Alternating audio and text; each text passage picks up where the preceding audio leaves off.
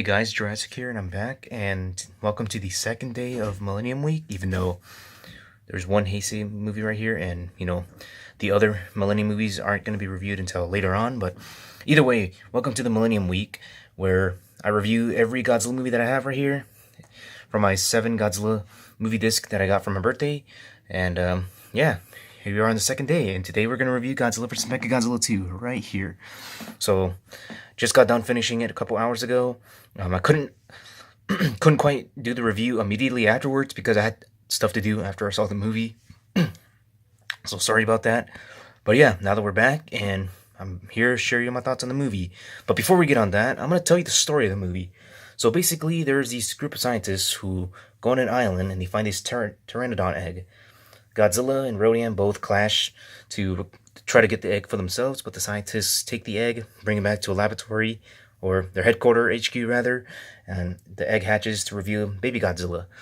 And the main character, the main human character of the movie, I'm assuming, forms like this relationship with the baby Godzilla, almost like an ET kind of relationship they see, going on. Meanwhile, humanity rebuilds, a new giant robot out of the remains of Mecha King Ghidorah from Godzilla vs. King Ghidorah, and they make it into Mechagodzilla, which is the only weapon that can kill Godzilla. Meanwhile, Godzilla, Rodan, kind of have this rivalry to see who can get the egg back, and then in the midst of all this, humanity's trying their best to try to defeat Godzilla with Mechagodzilla, and, that's sort of the plot right there. So, unlike Godzilla 2000, which was right here, had a more simple kind of plot. This movie right here has like 3 plots going on. Yeah, 3. Has multiple storylines going on.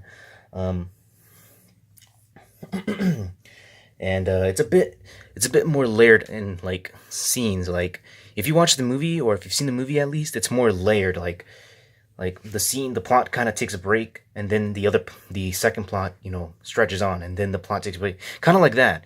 Like imagine like in a speed run, the first player runs, stops right here. The second player takes the run, and then right here, and then the first player runs again, then the second, kind of like that. The first plot line takes a break, and then the second plot line continues, and then the first plot line begins once again, kind of like that.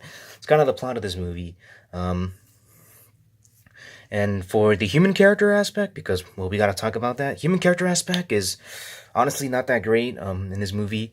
The human characters, honestly, they weren't that interesting. A lot of them were just saying expositional dialogue. The acting was a little wooden at times too. They aren't given much of an arc. They aren't given much of like substance. Even Godzilla 2000, which I saw yesterday, and I did my review of it yesterday, so go check that out. Even that movie at least gave us a bit of human drama, a bit of human rivalry. Siding over who's right, who's wrong. And dealing with the situation over Godzilla. But this movie right here, it barely exists. Like, there's barely human characterization. You're not quite invested in. Because they speak so much exposition about what's going on. It kind of gets a little tiring, and I actually got a little bored throughout the movie.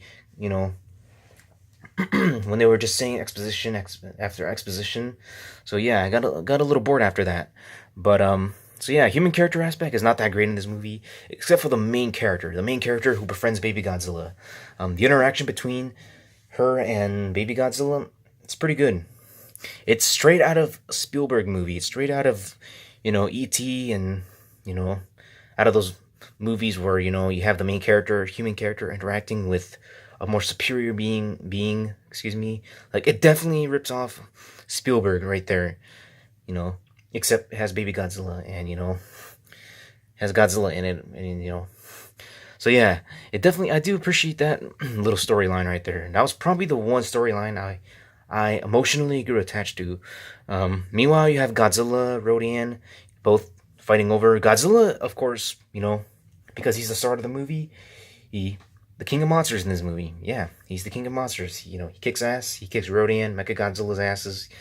Yeah, he's king of monsters. What else do you expect? Rodan, on the other hand, who is right here in the poster, or on the cover rather, he's not on screen a whole lot, but he's actually given a bit to do. Like, he first starts off as an enemy of Godzilla because they're both fighting over the egg on Birth Island. Is that Birth Island? I think so. Yeah, they're both fighting, over the baby Godzilla egg on Birth Island, over the ownership of the egg. Like, but then at the end of the movie, when he gets revived, and after he gets defeated by Mechagodzilla, he self-sacrifices himself to bring Godzilla to life. I kind of spoiled the end of the movie.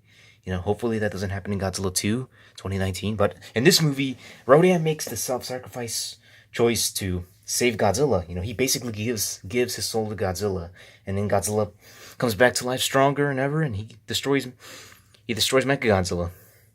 So that part of the movie I actually did like. I did like how Rodan, developed like that as a character.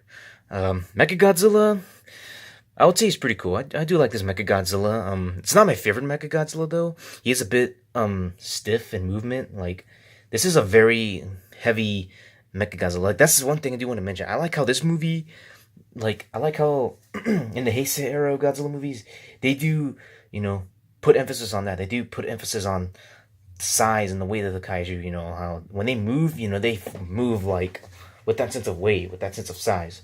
It's kind of like what you see in Pacific Rim, where the Jaegers and the kaiju move around like that. Like, if they were heavy, if they were giant, heavy machines and monsters. Like, this movie basically does that. Before Pacific Rim did it, of course.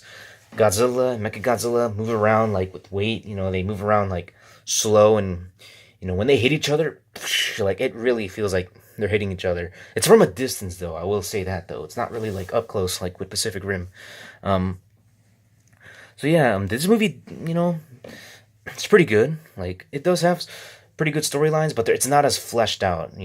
Like, it does tend to break off. Like, plot lines do tend to like take a break from here, and then they start up again. That's kind of like the pattern of this movie, as I already mentioned. The kaiju action is good. When it comes to special effects though, this movie actually has some pretty good effects. Like, I love seeing miniature cities being destroyed by man in suits, kaiju. I do want to see that being brought back, though. Yeah, I want to see that brought back. It's not that I hate CG, it's not that I want everything to be suitmation, but I would like to see that suitmation technique brought back at some point, But yeah, the suitmation work in this movie is pretty good. I like the suitmation work. So overall, this is kind of a short review, honestly, because I didn't want it to keep it going like last review. But yeah, overall, movie's pretty good, but it does have some problems. Like I said, human characters not interesting at all, except for the one main human character who interacts with Baby Godzilla. There's a ton of exposition that is thrown at you that kind of gets boring after a while. The fact that the three stories that are established, tend to take breaks, and then the movie does tend to run a little long, though. This movie did feel kind of long. Unlike Godzilla 2000, it felt a little bit more fast-paced, and it still kept it simple. It still kept it, kept you involved. You never really got bored. With this movie, you do kind of get a little bored after a while, So yeah. But it's not really that mind-blowing. It's not really, the most mind-blowing thing ever. It doesn't really, it doesn't have a lot of that campiness fun that the Showa Mechagodzilla movies had, but this movie's definitely a good one. Godzilla vs Mechagodzilla 2, I would recommend it. It's not that bad of a movie. It's not the best Godzilla movie I've ever seen, but it's not that bad. I would give it a 6.8 out of 10. Not that bad, a bit underwhelming with the with the level of awesomeness, I would say. Human characters forgettable, and a little too long and a little too exposition heavy, but this is definitely a good one. I would recommend it. So those were my thoughts on Godzilla vs Mechagodzilla 2. Sorry I rambled. Stay tuned for next time, as I'm gonna review Godzilla vs Mechagodzilla tomorrow. So thank you all for watching this video, and feel free to subscribe, comment, and hit the like button, and stay tuned for the next episode.